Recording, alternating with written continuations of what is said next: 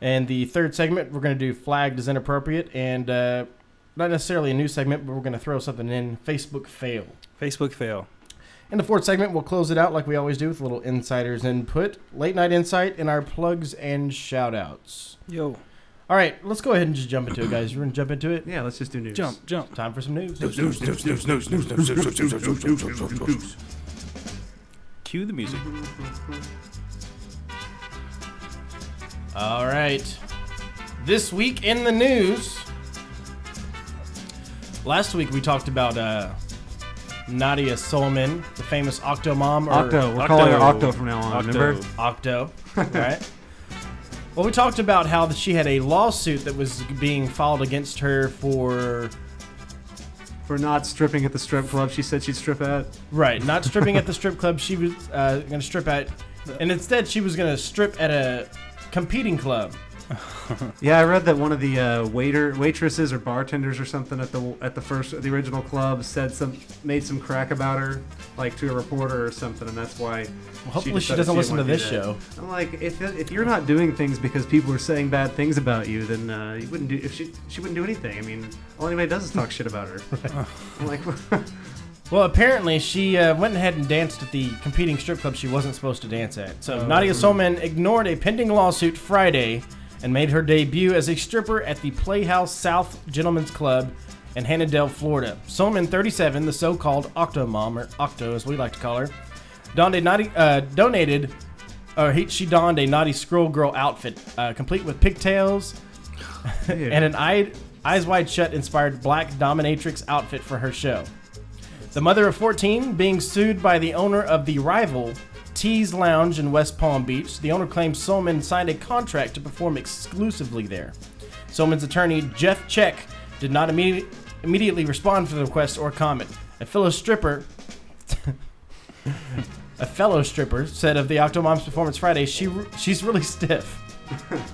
She told the Miami Herald that, "Oh my God, she can't dance. But it's good for the rest of us girls because they all made a lot of money and it was busy on that Friday night." People come out to see the freak show and then they stay for the regular show. Yeah, that's right. For the good ones. What a rebel she is, though, defying the lawsuit. She'll strip wherever she wants to. Girl power. Keeping in mind she's still in bankruptcy.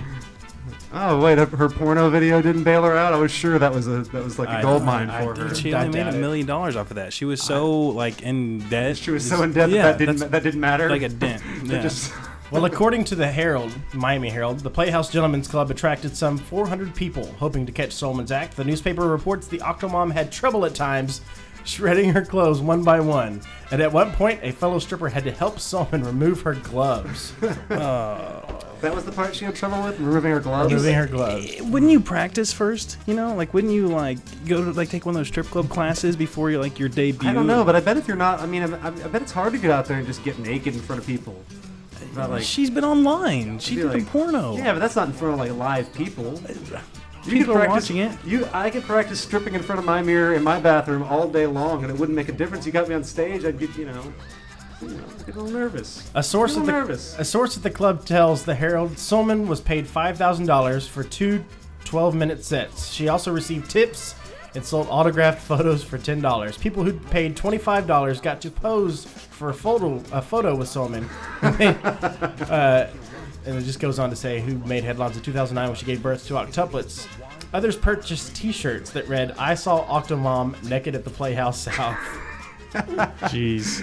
That's a family heirloom. Just capitalizing on that, aren't they? No wonder she's getting sued by the other club. They went above and beyond no kidding. to just totally piss them off. The merchandising ideas are endless. All right, well, here's another story for you. Everybody knows who Sarah Silverman is, right? Yeah. Oddly attracted to her for some reason, but oddly, because she's hot. You're not oddly attracted to her. She's hot. After this story, I don't know. Oh, what'd she do? It's just she's always been kind of weird. She's a weirdo, but that's kind of what everybody likes about her. That's what she's attracts me to her. Yeah. The title of this story is Sarah Silverman. I never liked her. Sorry, no one cares what you think. Oh. You're not right. Everyone cares what I think. Okay, maybe a few people care what I think. There you go. The title of this story is Sarah Silverman offers sex act for Obama funds. Really? This is posted in Las Vegas today. Comedian Sarah Silverman released an online video offering a sex act to a Las Vegas billionaire if he donates to President Obama instead of Mitt Romney. He doesn't. The tongue-in-cheek, indecent proposal video posted to YouTube Monday featured Silverman offering to engage in a non-intercourse sex act. With blowjob, it means blowjob. Go ahead. Just saying. To the billionaire, if he pulls the $100 million he had proposed to promise to Mitt Romney, and then giving it to Obama. Well, what did he say? No. If you give that, this is in quotations, if you give that $100 million to Obama instead of Romney, I will. Well, I won't have sex with you because we're not married, and I'm a nice girl, Silverman says, before suggesting a sex act that would allow her to keep her clothes on. Over the pants handy job. That's what it was. Over the pants hand job. This guy's name, this billionaire's name is Sheldon Adelson. Adelson, who previously gave $10 million to the Romney backing Restore Our Future super PAC, has promised limitless donations to the campaign to remove Obama from office. So Silverman's video was produced by the pro-Obama Jewish Council for Education and Research PAC. No bigot. Which said it wanted to highlight Adelson's donations. We're uncomfortable with the size of the gift, and to the one person can single-handedly affect the election. This is So I think this could actually have an impact on this election. They actually have the video here. I don't know if I can play this. You want to hear it? How long is it? I don't know. Let's see. You haven't screened it yet? It's only a minute and a half. I mean, I guess so. Let's see if I can get it to roll here. The internet's here are not the greatest. I'm using up a lot of them over here. We'll just go ahead and keep Googling it my own Keep it name. rolling. Anyway, I thought that was a funny story. So Yeah. No, Sarah Silverman, yeah. Kind of, if that guy can afford to give away $10 million, he's probably got girls galore at his fingertips. Like, Yeah, why would he but want Sarah Silverman? Bragging rights, because Bragging rights to what? Sarah Silverman? She's a celebrity. Yeah, you would bang a celebrity just to bang a celebrity. Sure, but when you have your pick and choose of who you want, It still doesn't give you, he still might not be able to just, he couldn't have hurt her. Maybe, I don't know, maybe he's a fan. Who knows? You don't know. well, here's the deal. You know how we always talk about how much would it take to do certain things? what's your number? Right. So if Sarah Silverman is offering a sex act for this guy to give his donations to Obama, I wonder what her number is. She says she's a nice girl. She wants to keep her clothes on. I'm curious to find out what is her number exactly that would get her to take her clothes off and actually perform a sex act. Like, I don't know. I give her between. No, I think that if there was a number to get her to take her, that's one of the reasons I like her so much, is that I've never seen her naked and anything. And she's had every opportunity to do it, and she hadn't done it. I like that. I think if she had a number that somebody would have called it by now. Her number would be between 4 to 5 margaritas. Dude, I bet it takes a lot more than that. She's probably a tank. Yeah, that's what I hear. She could put them away. So Yeah. a 30-pack of stones. Just a dirty 30, you think that would do it? That's what you think of Sarah Silverman? She's the classy kind of broad that would do you over a dirty 30? That's gross. Maybe we should make a YouTube video calling her out to see what her number is. I like that idea. What would you have sex for? All right, let's go on to this next story here. You guys may have heard of this because it was on Facebook a little bit, but the TSA questions man over penis bulge. You know who the TSA is, obviously. Yeah. Airport The security. people that fondle you at the Yeah, airports. my dad does that. Oh, does he? Tread lightly. Go ahead. Whoa. So what were you saying? This posted in San Francisco. A New York man said he was questioned by security at the San Francisco airport for a bulge in his pants that turned out to be an unusually large penis. No homo. Jonah Falcon. What a badass name. Jonah Falcon? Jonah Falcon. Damn. 41, Changing my name. who has been featured in multiple documentaries about his unusually large penis. How How mad would you really be? Yeah. How you're mad like, would you really be if you're like, oh, ahead. no, dude, go nuts, man. No, yeah, go ahead, check it. That's just my package. Check it. Just my dong. No big deal. Hey, Jimmy, can we get a little bit more Joey in our headphones? Oh, yeah. Need a little more Joey. He said he was he was preparing to depart San Francisco International Airport to return to New York July 9th when he was stopped by Transportation Security Administration, TSA. Agents noticed an unusual bulge in his pants, the San Francisco Chronicle reported Wednesday. They wanted to know if I had something in my pockets. And when I said no, they asked if I had some sort of growth. Yeah, I got a growth. Falcon said he was patted down by the agents, checked the area around it, but didn't frisk his genitals too harshly. Falcon, whose penis measures 9.5 inches when flaccid and 13.5 when erect, said he was only he was delayed about 5 minutes, and the incident was mostly amusing to him. I imagine it would be. It was probably harder on them than it was on me, he said. That's what he says to all the girls. Ayo. Ayo. That's when keeping it real goes wrong. TSA. What you got there? Is that a banana? No, it's my unusually large penis. I got 2 more stories here for you.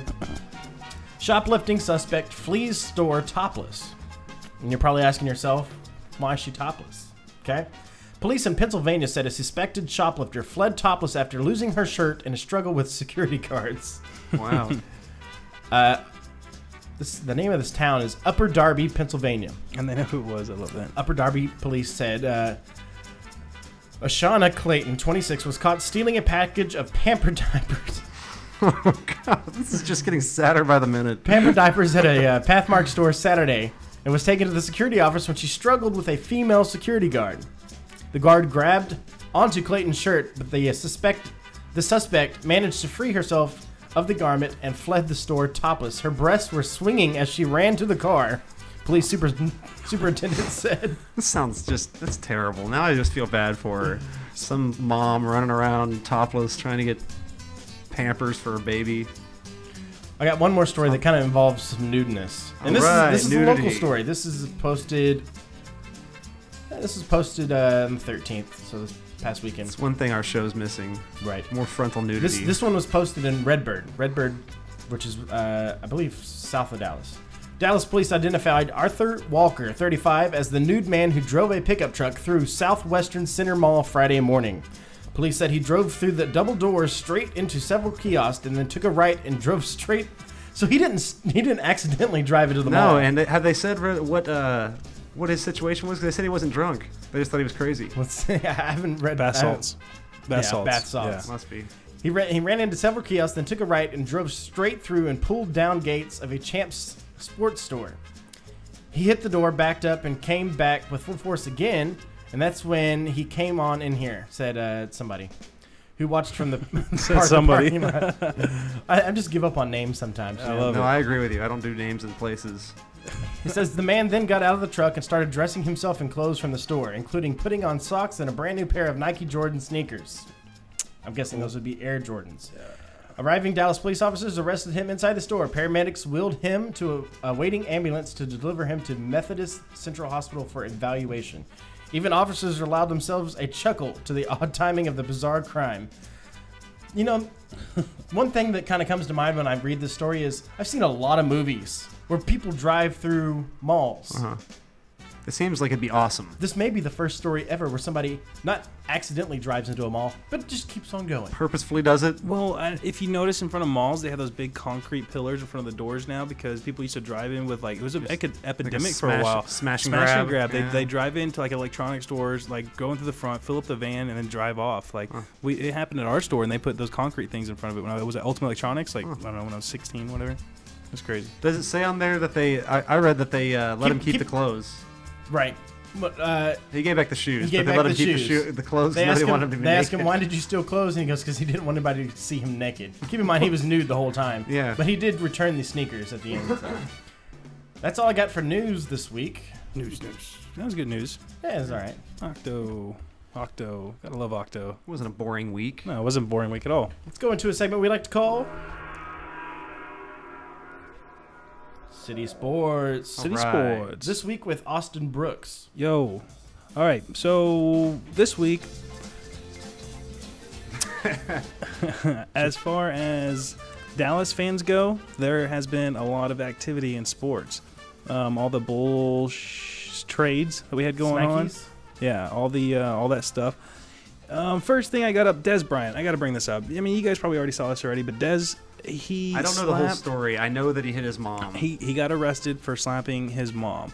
And it wasn't during the event. It was like she pressed charges or something, and they went to go get him, and then he bailed himself out like an hour later. But it was still, I mean, you don't get in scuffles with your mom. Like, first of all, how old are you? You know, second of all, like, dude, really? Like, your mom? Like, it's your mom. Yeah. What could she possibly? I don't know. How upset could you be about that? I can't get behind somebody hitting their own mom. That's just. I know. I don't know. Yeah, I know. Hard to, you know. What do you think? That has anything to do with being like? I always kind of thought it was weird that these people, these athletes especially, are very, very, very young when they get a lot of notoriety and they get their fame and their money and everything, and they just don't know what to do with all of it at one time. Maybe he's tired of being treated like a child. Maybe he was. Does he live with his mom? I don't think so. Des came. I met him a couple of years ago when he first signed for the Cowboys. He came to the store. It's cool. Yeah, it happened over in like. Not really. Not cool. Well, he wasn't uncool. He wasn't. He signed something for me. I have something in my room signed by him, but I met DeMarcus Ware in Austin. What's his name? Huh? Miles Austin. Miles Austin. Oh, really? Yeah, those guys are really cool.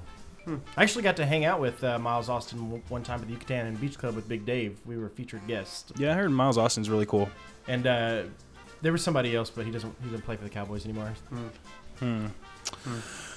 But yeah, it's not okay to hate your mom. I don't care what she said. Yeah. Or did. Or any girl. Well, yeah, but I mean, it's your mom. This is the Yeah. person that gave birth to you. But you know, I don't know.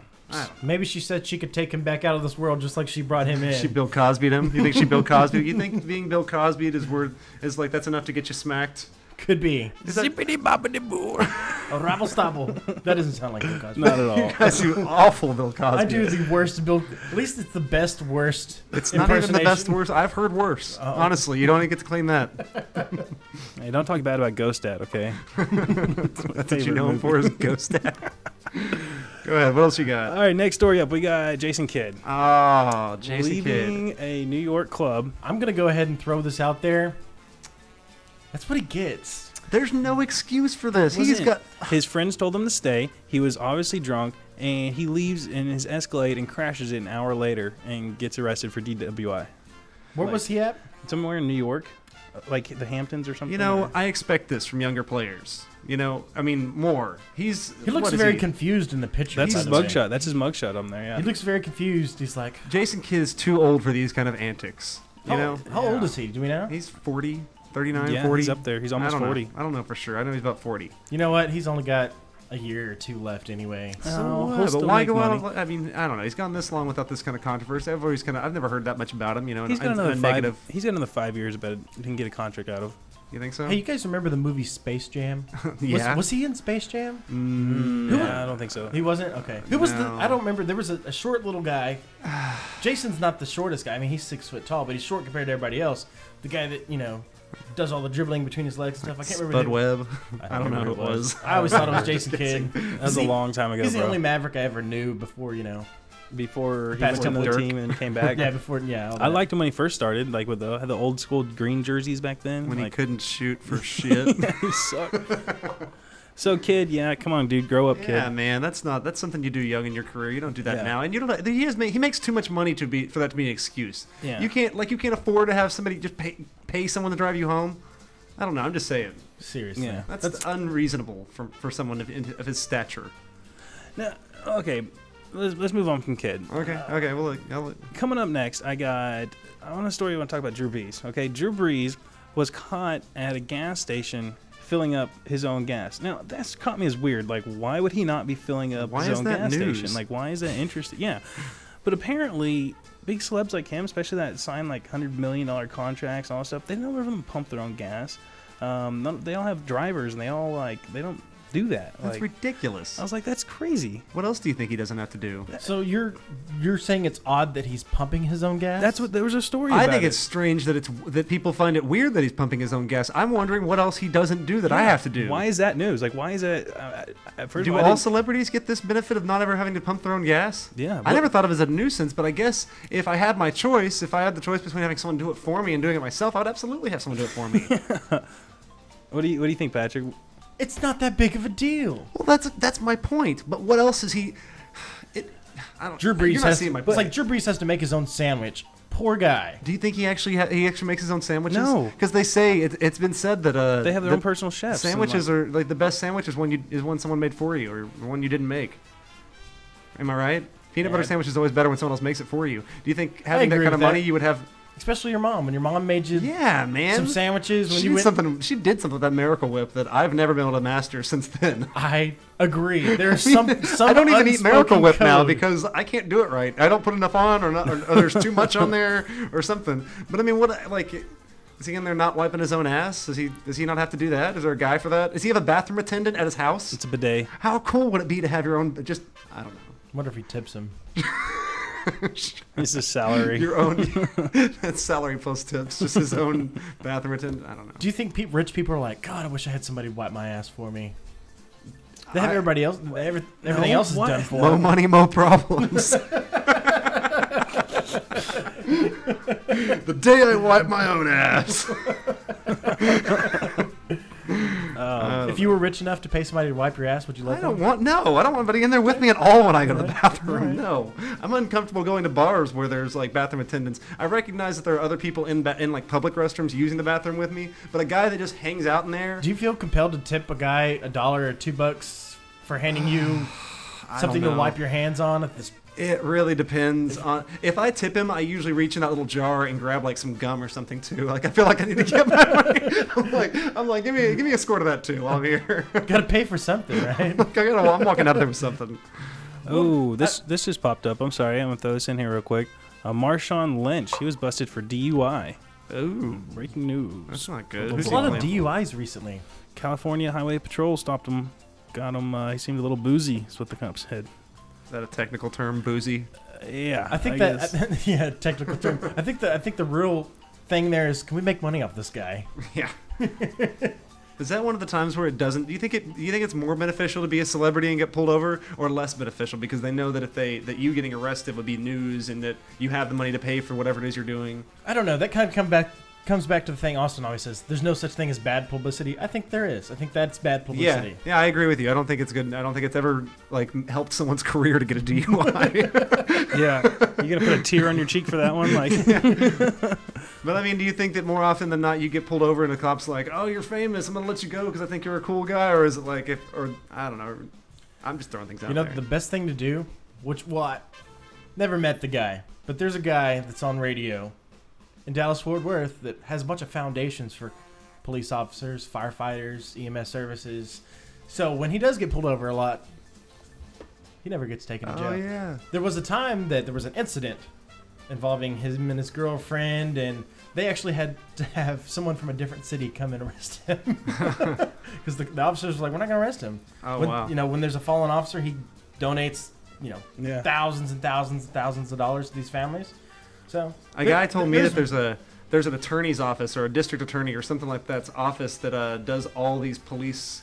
Anytime a cop gets in trouble for something, they use this one service, and he said that he has a sticker from when he used to be a cop, and if you get one of that attorney's stickers to put on your car, it'll get you out of tickets. That's what he told me. Like the back of Gina's car, she's got her national paramedic certification, her state registration, and she also there's a couple bucks, like $2-3 that comes out of her check every 2 weeks that goes to the State Trooper Foundation. She has one of those stickers on the back. Oh, wow. And she even has her little junior police officer sticker on the back. Back the blue thing on there. That's why I love driving her car. Right?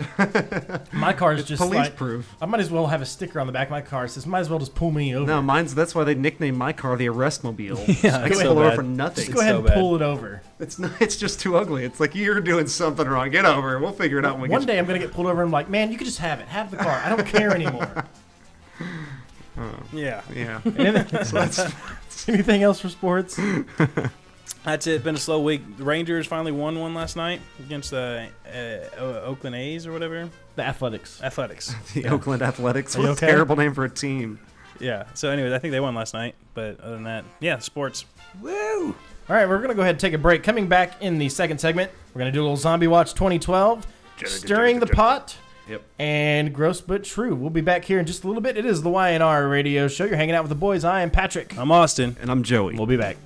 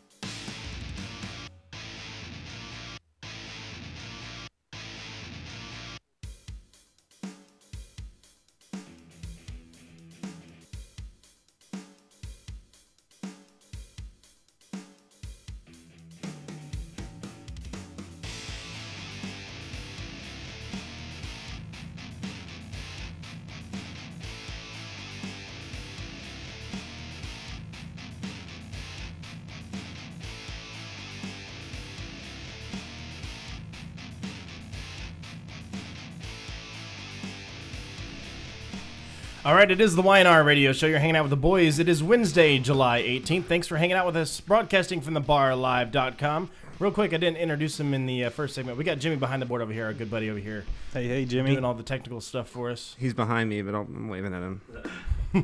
Hey, buddy. All right, in this segment, we're going to do a little Zombie Watch 2012, Stirring the Pot, and Gross But True. For Stirring the Pot, we're going to do something that a lot of people get riled up about. And I would like to have some people call in about this when we do Stirring the Pot here in just a little bit. What we're going to be talking about is, do you tip at Sonic? Is it appropriate to tip at Sonic? And what special classifications need to come up for you to be able to tip it at Sonic? So we'll jump into that during Stirring the Pot. We want some people to call in and argue with us. We're also going to be reading off of we posted on our Facebook. We've been posting on our Facebook a lot this week, and we've got a lot of responses from a lot of different cool stuff.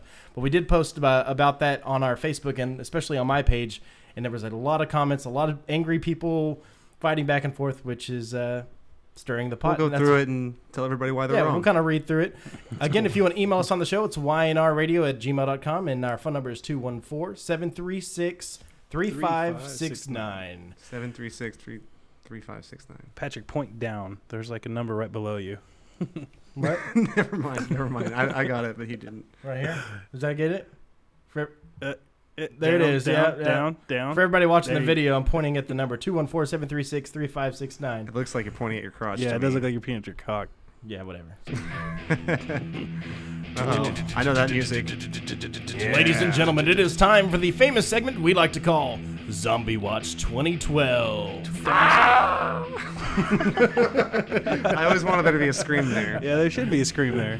Let's see. Yes. Austin found some really interesting stuff. I didn't find any articles of people eating other people this week because, it just didn't happen. Frankly, people aren't eating each other as much as they had been in the last few weeks. The government's keeping under wraps for now. Yeah, they got a pretty tight stronghold on that. Yeah.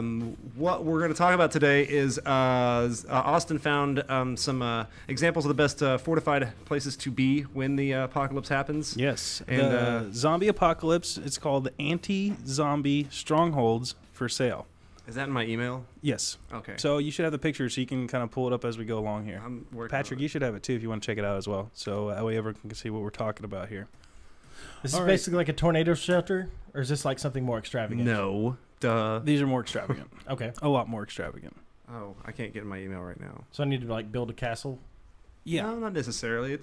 Can you build a castle? Do you actually know how to do that?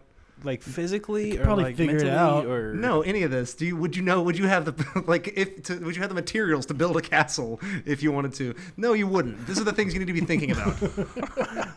You're not gonna be looking for. You're gonna be building structures. You're gonna be looking for ones that are already there. That's gonna be your easiest thing. Patrick sees the apocalypse coming. He's like, "Hey guys, time to build a castle." I've been looking into masonry a lot lately. I built a lot of blanket forts. Same basic concept. yeah. I don't know. Amateurs built the Ark. Professionals built the Titanic. I don't know. Come on. Stupid joke. Stupid joke. Okay, so I don't have it in my email, so you gotta go. Moving along. Yeah. First one up is it's an epic lake castle in Miami, Florida. So this actually exists. Yeah, and it's for sale. Yeah, people are already planning ahead. The real estate market is going to spike right there at just before the days before the apocalypse will be really important. Yeah. You think they'll spike interest rates on houses too? No. Especially castles. I'm sorry, so you're buying a castle. Castles. I'm not going to get you 3.5, but I'll get you 10.5. Your debt to income's a little high for us. Okay, so I want to give you the baby and kind of skip the 9 months here. So the first one that I pick up is the one it's a castle basically with a moat around it. Pre-made. Did you post that picture on? Because it looks like something from Mario, like Super Mario World. Yeah, with the looks water. like a Super Mario castle. I don't know. Having that already made would be a great idea. Moat is an excellent idea because these things aren't going to be able to. I mean, it just depends on how deep your moat's going to be. I mean, how are you getting across it? I mean, now if you had your own moat, what would be the appropriate animal to put in it to protect? Really, would you want an animal that you have to like keep? Like, what are you thinking? Alligators are going to have develop a taste crocs, for maybe some piranhas. I don't think they're going to be very helpful in a zombie apocalypse. I don't think it'd probably cause more trouble than it. Yeah, it'd do more harm than good. You'd have more trouble. Like, I bet you would get attacked by that alligator more than it would actually attack a zombie. All right, touche. I'm just saying. Touche. Sharks with laser beams. So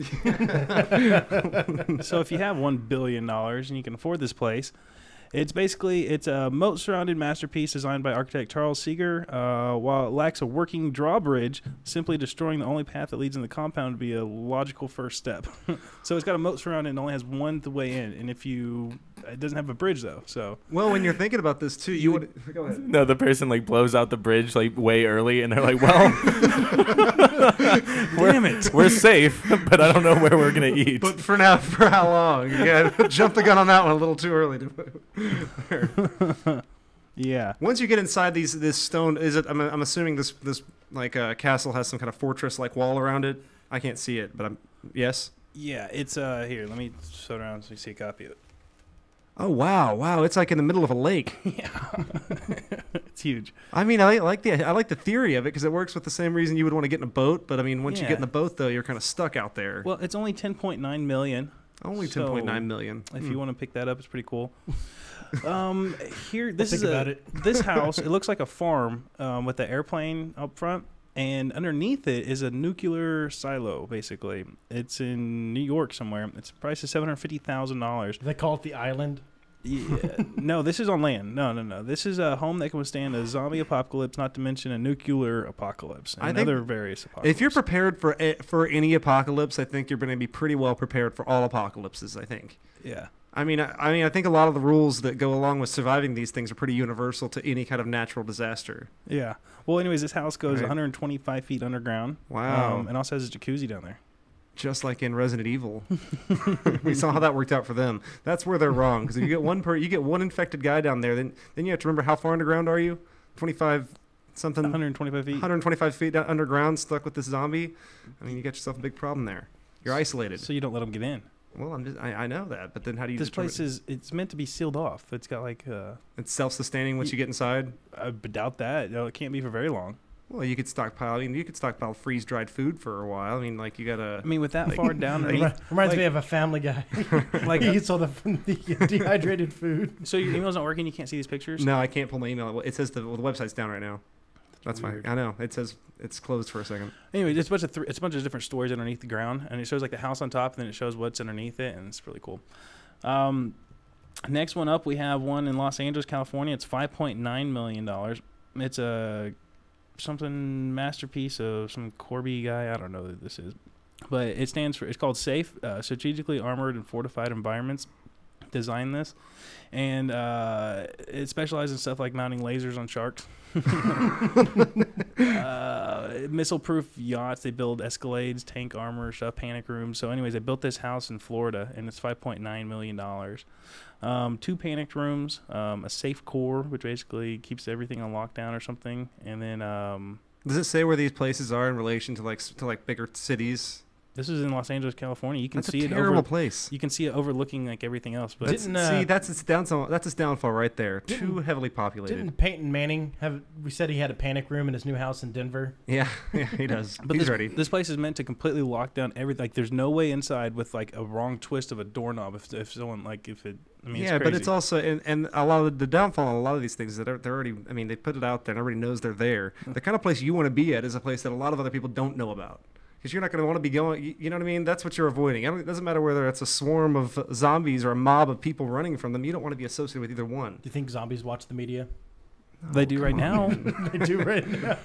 Before they turn into zombies. Oh, yeah. Well, pre-zombie, yeah. I don't think a lot of that carries over once, you've turned. Yeah. I wouldn't think. I don't know.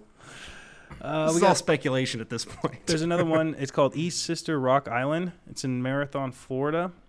Price is $12 million. But you can have basically your own island with it. So like a rock thing. It has like its own little moat and rocks around it. It's pretty. That's cool. Something I'd spend my money on if I had $12 million. You have to chopper. You have to like have a helicopter to get there. It has a helicopter pad. It has a dock as well, like an opening through the rocks to get in there.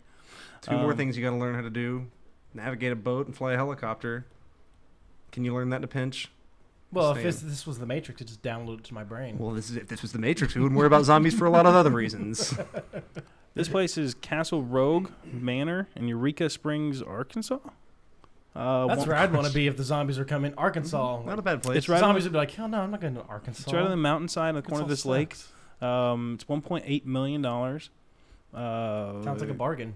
It has 6 floors. That's the cheapest one so far. Most affordable. You know the name of this place? What's the name of this? Castle Rogues Manor? It does look like a manor. It looks like something that would be called a manor. You know? I want to live someplace that's called something manor. It's got like 2 guard towers. Tall With structures. archers. That's what Austin was claiming earlier today. We got in this argument about the kind of things you would carry with you, and like we were talking about the tools that you would take with you that could double as weapons. And Austin starts to convince me. He's like, "Well, we'll just carry a bow and arrow because says it's a crowbar lightweight." first. A crowbar would be a great tool to carry with you. I said an axe. He also. What is this, Half-Life? No, he starts to convince me that he's gonna pick up a bow and arrow and start carrying it with him. I'm like, what could you really do with a bow and arrow? You can shoot things quietly. I'm not. People can, maybe. Other people can. Why can't I do that? I'm Why just wouldn't I be able to do Because that? I've never seen anything in your skill set that indicates that you could operate effectively a bow and arrow in a clutch situation. Really? How difficult is it?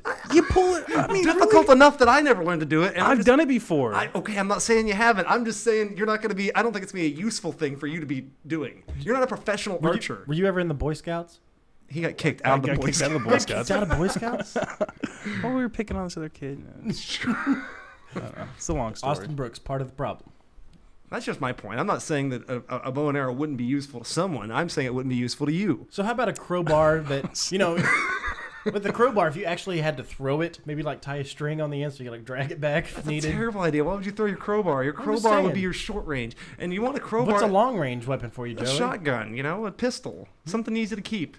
Get yourself a nice Glock and a shotgun. You'll be able to find ammunition easily for both. They're both relatively easy to maintain as far as guns go. Yeah, they just kind of hover around and spin in random places.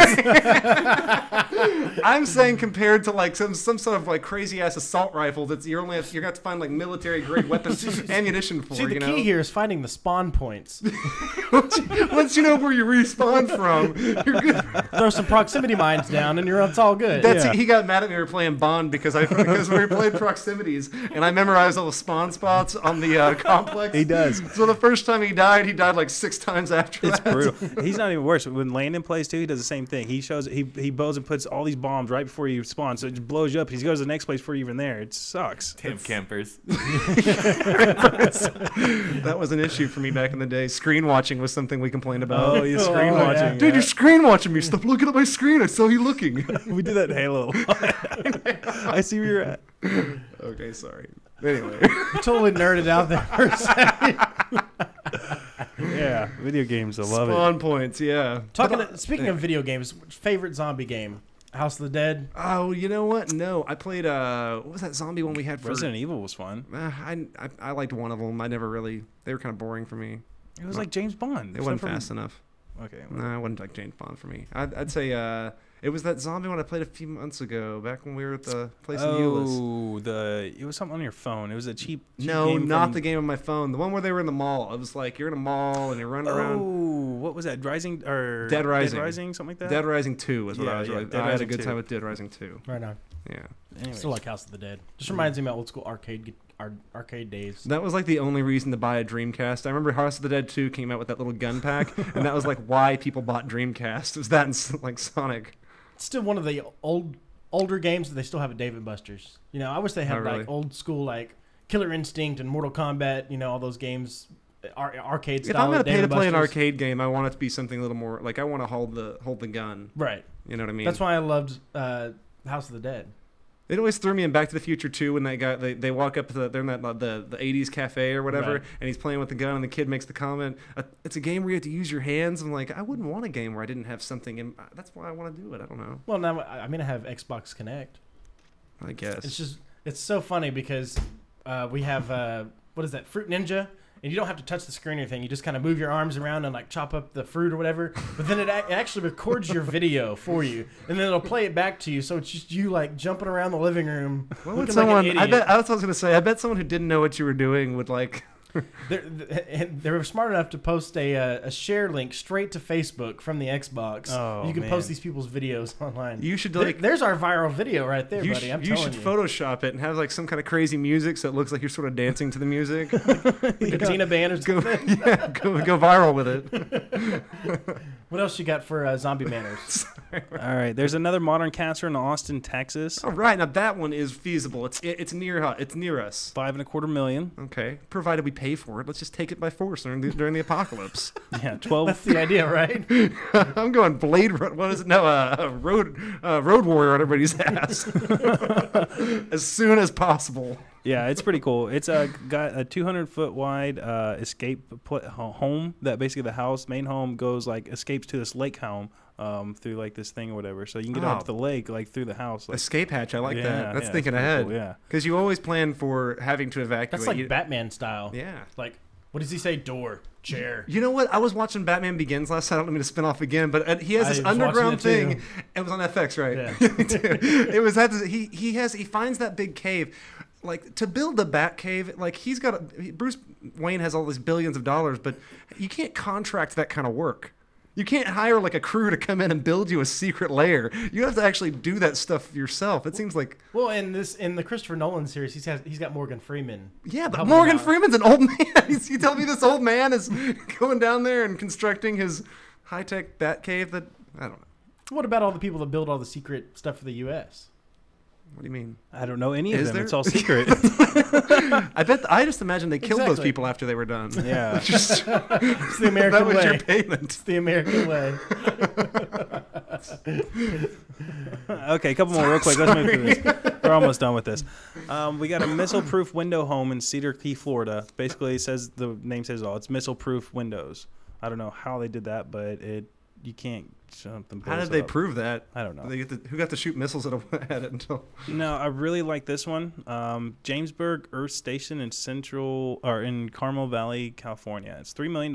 It looks like a spaceship. It's got this very small little base, and it's got this whole thing that goes up around it. And it's this huge house. It's looks like something from the Jetsons. It's up on stilts. Yeah. That's a great idea. Yeah. That's a great idea. Or from Return of the Jedi. Oh yeah, with something that sits up kind of in the clouds. That's kind of what it looks Cloud like. City. Yeah.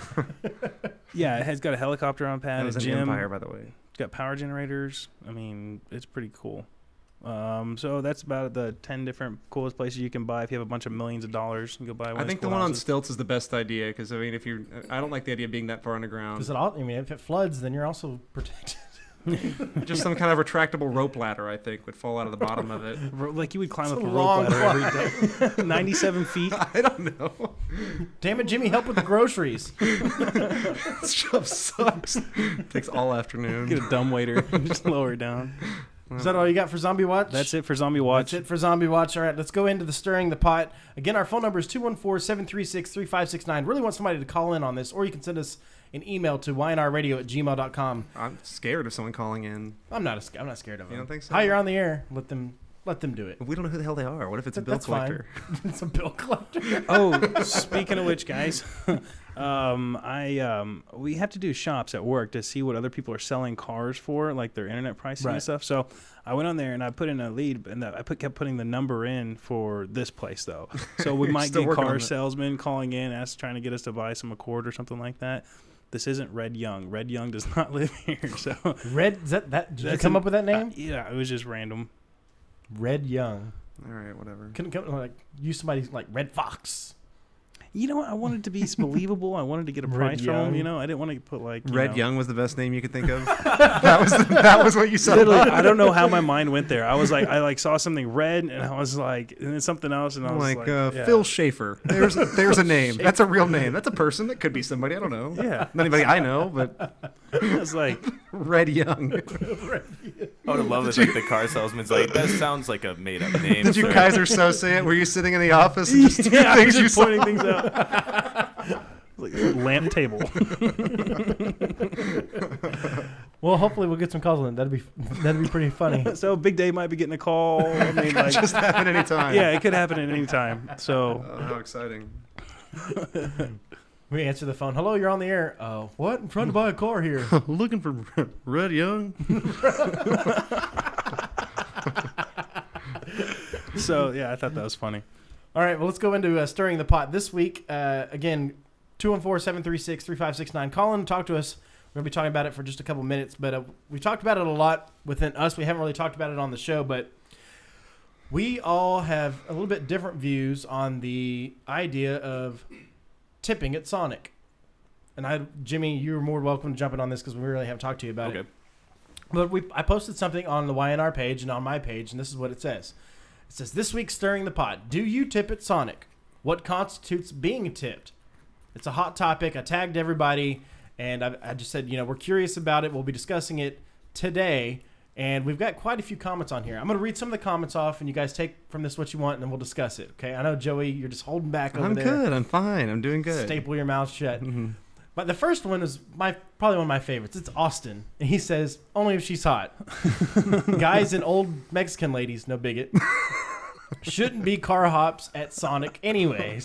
It's true. Quickly followed by the great Pugs from PMS Show, our executive senior president of programming. Keeping it real. Right. He says, of course you tip at Sonic. What's wrong with you? And then he says right after that, I tip extra if they're on skates. It's an added skill.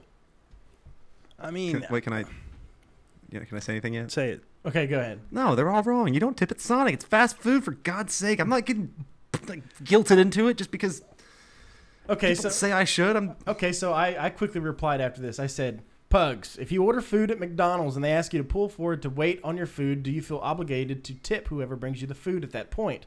He says no, because them asking me to pull forward is an inconvenience and happens when they don't have their shit together. Sonic is based on the old drive-through concept, car hops, and if you eat in your car, it's no different than eating at a table. That's how the old-timey drive-ins worked. And I had a response to that, but go ahead. Well, I don't eat at a Sonic. I won't eat in my car. It's gross. It's weird. I won't sit there. I won't eat a meal in my car. I've never gone to Sonic, sat in my car and ordered food and then had it as a meal. I've always treated it like a drive-through. That's why I don't feel like it's... I'm like, what am I tipping this person for? I wouldn't tip any other drive-through. Well, there's some good points that have been brought up in some of these comments here. Like, for example, Gina's. We actually went to Sonic one day on the way over to you guys' house, and Gina's like, I'm going to ask this girl how much she makes. And Gina says, according to the Sonic girl I spoke with, she makes $2.13 an hour, so I always tip them. No, actually, I met a girl that she actually told me. I started realizing how much you can make. You get, it's some of them anyway, minimum wage plus you have to get the minimum tips. wage. Yeah. Yeah, well, they make. My big. sister said they got when she was working there years and years ago. It was $5.15 an hour. She got her $5.15 plus tips, but she expected to be tipped. She had this whole argument about it, and I was like, "That's ridiculous." Well, there's a couple other really good comments here. I started tagging people to get their input because I have a buddy who's a general manager at Sonic, and I tagged the famous Ron Harper who does our intro and outro just to see what he's been in radio for a long time, see what he thought. So first of all, I had a response to Pug's old timey thing. I said, it's not really that concept anymore. It's not old timey. It's fast food. It's in and out. There's not really a service that they're providing. I don't go to a fast food restaurant looking for a level of service. I know what I'm buying. Yeah, for my $6, I know what it is. You know what I mean? I'm not paying for an ambiance. And I tagged some people that I knew that would be the devil's advocate on this or drop into the other side.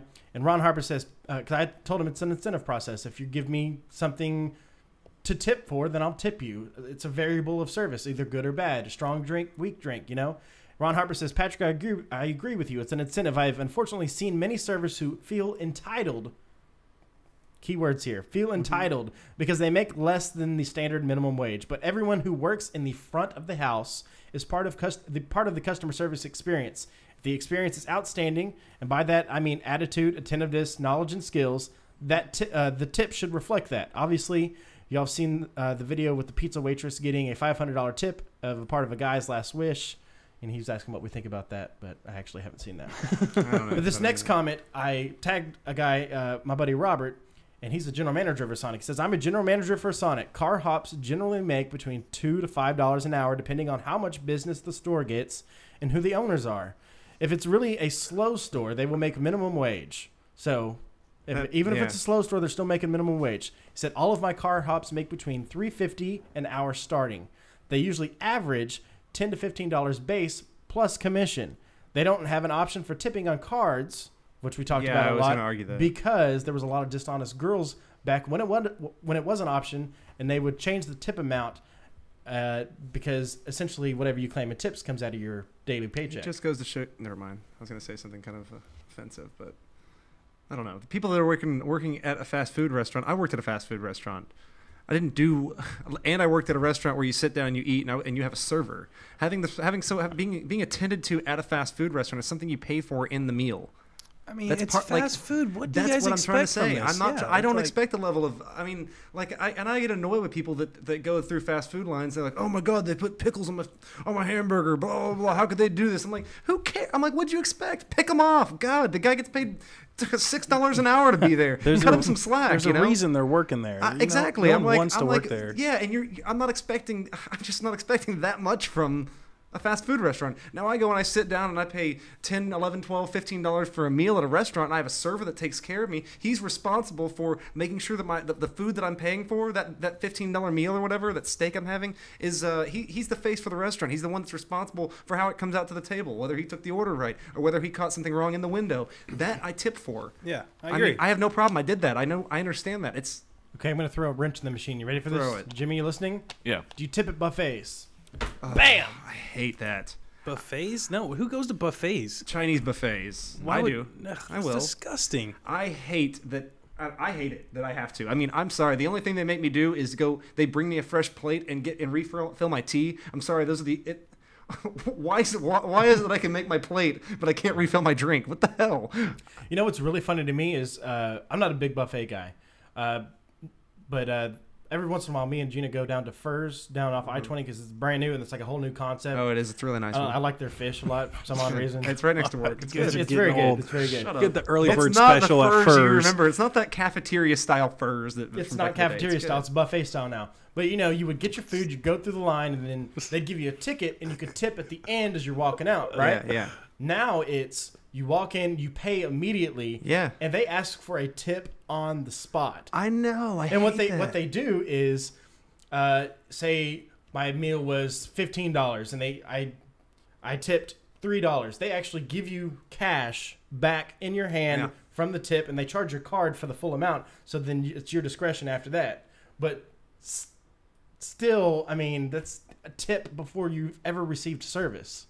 Well, they're giving you cash. Well, they give it back to you. They're still giving you the option. It's just that people come in without cash all the time now. Kind of like the idea. But it's like that guy putting money on the table and say every time you screw up and taking $1 away, and like every time you do better and putting one back. Dick move. Exactly. God, what a dick move. Half the time at buffets, though, the waiter isn't somebody you want coming by your table a lot. No, it never is. So, why would I want to tip him and bring him in more? That's a good idea. I never thought of it that way. Yeah. I don't know why, but I do tip out of guilt at that place. Like I tip because I feel like I don't know. It just seems like a simple job though. All you're doing is making sure I don't suck ice out of my drink. I'm like, what the hell? First of all, going to a buffet anyways is just stupid. Like, just go. How much can you really eat? You pay like $12 for a buffet, and you get one plate, 2 plates. What are you talking about? If I eat Asian food, if I get Chinese food, I pay even if I get it delivered, I'm paying $10 to $12. And you're picking between a yellow dish and a green dish. I don't know what the hell's in this stuff. If I'm gonna eat Chinese food, I'd just as soon go to the buffet. I pay the same amount for what I get delivered to my house. I mean, and that's all you need to eat, and you get it delivered to your house. But is there a Chinese restaurant you can go to and just sit down and order off a menu besides a sushi place?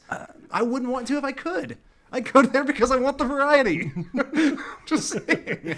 I don't know. He's cheap. Yeah, I don't. Yeah, and I'm cheap. I want the most bang for my buck, and I am brainwashed thinking that if I pay for a buffet, I got a much bigger meal than if I just paid for this. It's retarded. retarded. I know that there's only so much I can eat especially with when it's rice. You ever notice that most buffets have like really awesome rolls, and you just you eat like 4 or 5 rolls, and then you don't even finish the food that you got initially. That's what the guy. That's a gimmick. That's what the server does at Golden Corral and stuff like that. He just walks by the table refilling your tea and being like, "Can I give you some more rolls? Have some more rolls before the chicken's done." Get the hell out of here, man. Jimmy, FYI, I got an email saying that our phone lines aren't working, so I don't know. Okay, yeah, I'll check into it. Okay, let's go ahead and move on to Gross But True with Mr. Joey, and then we're going to take a break here in just a little bit. Gross but true this week. I didn't know what I was gonna do really until last night. I was sitting around and I was talking to my dad and my stepmom Dana, and we were talking about some stuff I'd done before, and I've been thinking about kind of bringing it back in a little bit because we've gotten kind of disgusting the last few weeks. This one really is just a brand new. It's an epidemic. I'm gonna do some That fear word mongering. gets thrown around a lot. I'm gonna jump on the bandwagon with that. I'm gonna do some fear mongering today and give everybody a new reason to be afraid to go outside their houses. This article that I found just says needles found in turkey sandwiches on Delta flights. Needles, like say what sewing kind of needles? like sewing needles, Oh, like okay. a pin. I don't want to read the article to you because it's kind of wordy, But basically, what happened was a guy was on a flight from he was headed toward Minneapolis. He gets his sandwich. He's bound for where was he leaving from? For Minneapolis and Seattle, and he's sitting down. He gets served his in-flight meal. And it's a turkey sandwich. He takes a bite and he feels a sharp pain in his mouth. He pulls out there's a needle sticking into the roof of his mouth is what he finds. Well, he reports. I mean, obviously, because he says here that he didn't know what it was. He thought he bit into like a toothpick or something like that. But it's like a metal needle, like a terrifying metal needle that was sticking out of his thing, waiting there. It was put in there on purpose for him to bite into. That's insane. So is this only the only case of this? Actually, there was one other sandwich in another man on the same flight found one in his sandwich also. He didn't bite into it, but he found it before he bit into it. When they looked into it, they found 4 other sandwiches where that had been tampered with, and they go and start looking into it, and they find this the distribution company was from Amsterdam somewhere, and they're looking in to see where it happened, if it happened there, or if it happened once it got to the airlines or whatever. But I mean, that's all I needed. I didn't like flying anyway. Like I hate everything about flying because my ears never pop, and I'm too cramped, and I don't that little oxygen thing. And I read all those little warning pamphlets. That all freaks me out. I can really see that about you. I'm never going anywhere on a flight with you. I'm awful. You would hate it. I'm a whiner too. I don't keep quiet about it. I'm just gonna drug you. Yeah, that's what I try to do. I can't sleep. But now I get to be afraid that every time I buy a packaged sandwich somewhere that there's gonna be a needle sticking out of it because some jackass somewhere thought this would be a funny idea. Do you realize that this guy now has to go have like HIV tests and shit to find out whether there was any kind of like disease or anything on this? Yeah, if they had like a reason to do it, like anthrax or something, or like how awful, brutal. Is this what the terrorists are resorting to now? Just gotcha. Minor annoyances.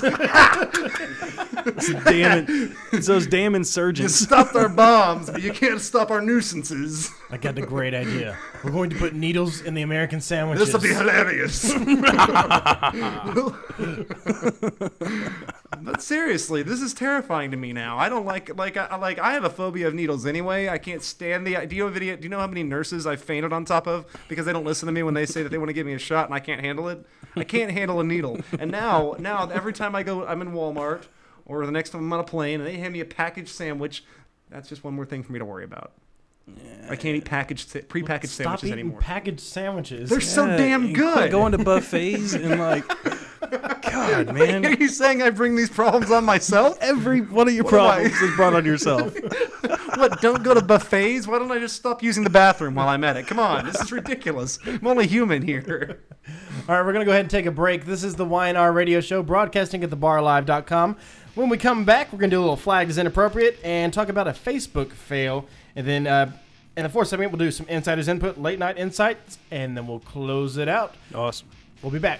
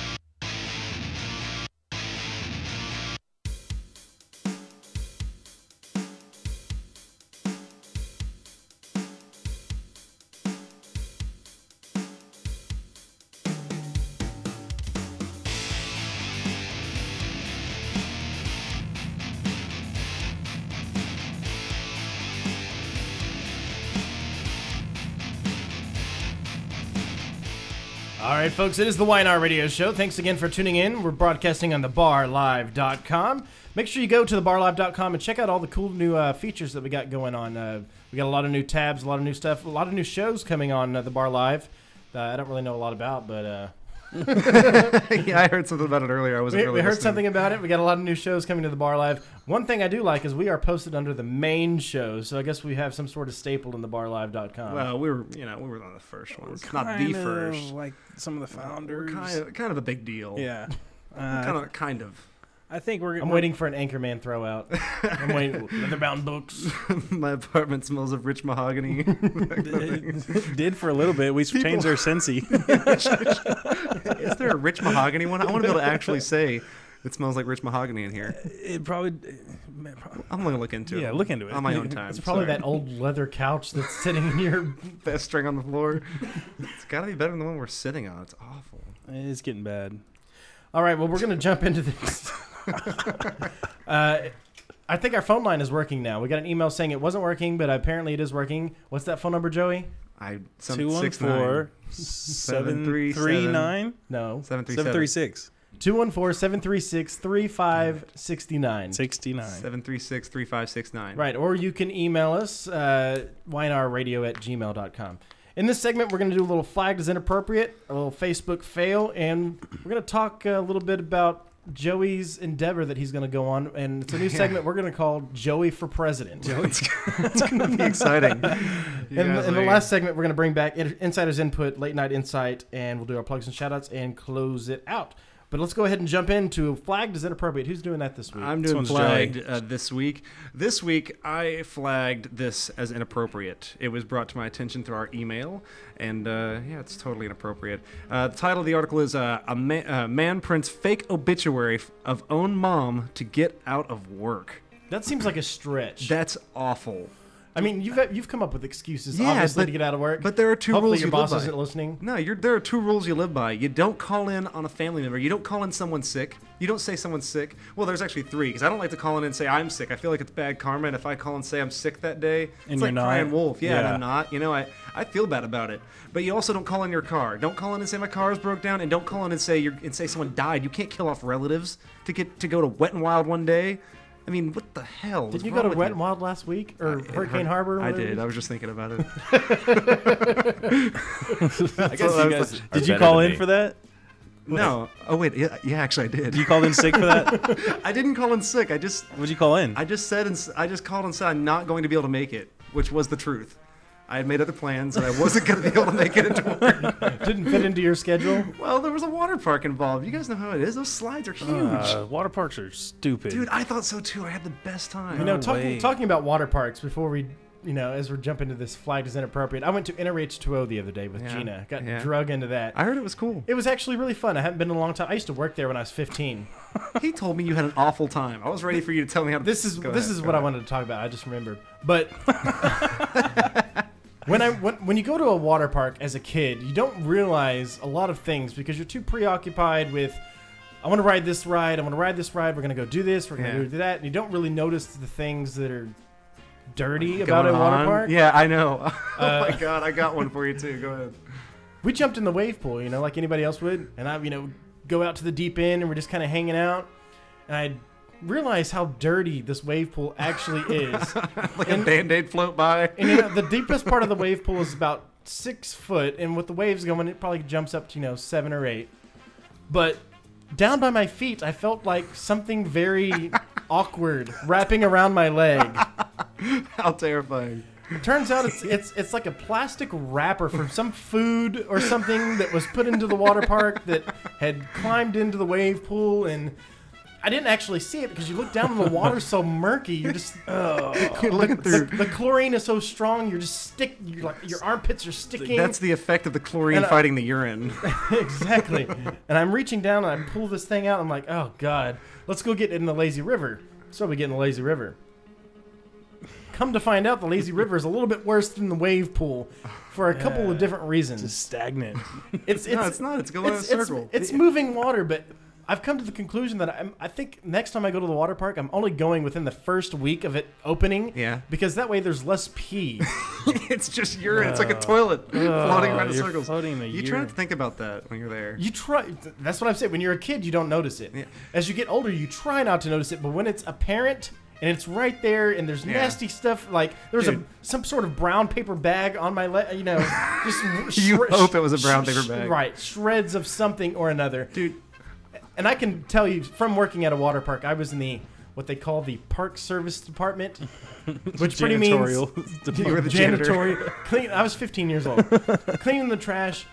There's been, we wear khaki pants, shirts, walking around the park. We're not allowed to get in the water, so it's real hot, and we get what we like to call a code brown. Oh no! You can only assume what that would be. And it is what you're talking about. Poo. It's poo. It's poo. It's poo. But the best part for us is it's 110 outside. We're walking around in khaki shorts. Oh man! So getting into that water was kind of refreshing, even though it's got the poo in it. Water. You cooled off in poo water. What a terrible job! This is how you spend your break time. Oh man, that's a Charlie job right there. It's part of the job. That's why they paid me the big bucks. I was walking between slides at one point, and we walked past there's this Mexican family, no bigot, standing over here in this corner, and this little child is laying in like water that's just on the ground, like splashing around in trash water. Not even together. I looked at Landon, and Kristen looked at me, and we're all just like. And this kid's just having the time of his life, splashing around in this brown. And the parents are standing there trying to read a map or order something. I don't know what they were doing. But this girl in this pink little thing with a leotard on it, just splashing in shit water. And Hayden's looking at his dad like, when did we get to ride that one? And Landon's like, come on, let's go. Oh, man. Oh, man, I was laughing my ass let's off. get back to Sorry. I got way off track. So this guy wants to get out of work, and he writes an obituary for his mother. Yeah. Okay. A 45-year-old Pennsylvania man has been charged with a crime after publishing a fake obituary of his own mother in order to get time off of work. It sounds like the sort of unfeeling stunt worthy of Seinfeld character George Costanza, but Scott Bennett has been charged with disorderly conduct after sending in the fake obituary to the Jeffersonian Democrat newspaper, whatever the hell that is, which ran the story. Democrat editor Randy Bartley said the obituary was accepted in good faith, even though the staff had been unable to confirm the funeral arrangements details as of the press time. And to paraphrase famous Mark Twain line, reports of the woman's death were greatly exaggerated. See, in this day and age, it's a lot harder to fake being sick or something like that to get out of work, because you have to have there's a certain code. There's a certain code with friends, like, hey, dude, don't tag me here, man. Yeah, no I'm kidding. not supposed to be here. Dude, that'll bone you really quick. Yeah. Facebook's just a tattletale. But it's even harder. Like, you say somebody dies, and somebody from work's like, sorry about your grandpa, man. Oh, and then, you can't do that. And then somebody else knows, and it gets back around. How do you accept condolences for that? What happens if you get caught in that kind of lie? That's unforgivable. You may as well register as a sex offender, because no one's going to forget that you're branded a liar from that point on. Some people do it. That was my other grandpa. It's like, Austin, you've had 3 dead grandpas in 2 years. What the hell is going on in your family? I have a large family. Yeah, a large family. You can't have one. Never mind. It was my step grandfather. There's some controversy about who my real dad is, so this is my maybe grandfather. All right, whatever. Anyway, the guy got sold out by his mom. His mom blew the whistle on the whole thing and called the newspaper, and the newspaper is the one that's filing the charges against him. But he deserves to be in trouble for this. That's a terribly deplorable that is thing against to do. the law. Apparently so. Yeah, you can't say someone's dead if they're not. So he actually was trying to publish in the newspaper. He got an obituary. By the way, I love how the editor puts Democrat before. He's a Democrat. The name of the paper is the Jeffersonian Democrat newspaper. I don't know what to say. Okay. That's what he is. That is clear and fair news all around. Yeah. I don't know what that means but I intend to find out. That's been flagged. That's flagged as inappropriate. You can't call in and say your mom's dead. I agree. It's not done. It's bad. Flagged. Bad karma. And motion passes. All in favor. What's next? Facebook fail. Austin's got a little Facebook fail for us this week. We've been dying to do something about Facebook. Yeah, there's a lot about Facebook. Well, it's easy to make fun of. I got a picture up here. Jimmy, the first one, it says Jameson at the top. It says the second person to comment here is gay. Okay, you'll see this picture. Okay, we blocked all the stuff out so you can't actually see who these people are. But the first one says the second person to comment here is gay. So he comments, let's see who's the stupid that will comment in the second place. Haha. And then one person liked it. It was probably himself. And then he changed his comment to comment because he spelled it wrong and put a little asterisk next to it. So he was the second. And then he got like 12 likes on that. It's awesome. That's a pretty stupid thing to do. Yeah. The next one says, Steph, someone told me you can pay for stuff on the internet by putting your credit card in the CD slot. Is that true? That's an excellent question that I myself have been stumped by. Can I get stamps with that? This guy, Philip, said, totally works. Try it out. And then she said, seriously? And after that, it said, it's making noises. Oh, that's stupid. When is that coming, by the way? That was in Back to the Future 2. He What? swipes his card through the... actually, it was his briefcase. He didn't have a computer. Didn't he? Yeah. Hey, you know what my dad pointed out when I was talking about when we talk about future technology? iPads are Star Trek. You ever see anybody you ever watch Star Trek? Oh, yeah. Okay, you ever see anybody write anything down? No. He was like they all had that little pad in front of them. They just type it in and do this number, and they like iPads, Star Trek. That happened. Gene Roddenberry, who knew? Modern day prophet. Sorry, go ahead, Austin. I just thought of it. Star Trek. What are you gonna do? Next one, when someone says they changed their relationship status from like single or you complicated or whatever. Well, this guy Zachary said he went from being single to in a relationship, and then some girl liked it, and then this other girl said with ? He put back on there Rebecca. Then she put Rebecca who? He said I don't know her last name. You know what? That's one complaint I've always had about Facebook. Is one thing that really annoys me is the relationship status ability. I don't know why it bothers me, but I don't like the idea of posting on there that I'm in a relationship because I don't like the weird comments you get about that. You put in a relationship and everybody's like, You're gonna change it, and like, huh? Yeah, but because then you have to change it, and when you change it, it alerts the world. It's like now single, and you get sad face, and it's like, no, it's a good thing, and it's not. When you're going through that kind of transfer, like that can change. If you're going from in a relationship to not in one, I don't want to discuss it on my wall. I mean, if you're married, that's not the forum I want for that. That's a drunken conversation I'm having with one buddy one time, and that's it. But I don't want to have that as a topic. Yeah, I agree. I don't want people discussing my relationship status either when it goes to in a relationship. Like, oh my God, I'm glad you guys are finally together. Because then later on, they have to come back and be like, I knew, you know what? I knew from the beginning. Yeah. She's just not right for you. I don't like it. I think we should petition Facebook. There should be an option on there from, I'm going to just use the name, Chet. Going from in a relationship to on the rebound. Pick the weirdest names. Chet, go ahead. Going from in a relationship to on the rebound. What is his name? Red Young? Red Young. Red Young. That's our alias. I want that to be your alter ego. Went from being in a relationship to on the rebound. I could start a Facebook with some for Red Young. Fake. That's so weird. I'll help you find a picture for him. Okay. Okay. We'll make our own likes on our Facebook go up because we're creating all these Facebook accounts. We have like 1,000 Facebook friends, and we're like, what happened? What'd you do yesterday? I made up fake Facebook accounts to like my website. I actually got the Chet from our good friend James Cameron. He has an alter ego when he's had a little bit too much. Oh, yeah. His name is Chet, and he actually made a Facebook for him. Chet Cameron. That's awesome. Okay, so I got one more Facebook fail here. Jamie, she put up a picture, and it said single, and then parentheses noun, a man who makes jokes about women in the kitchen.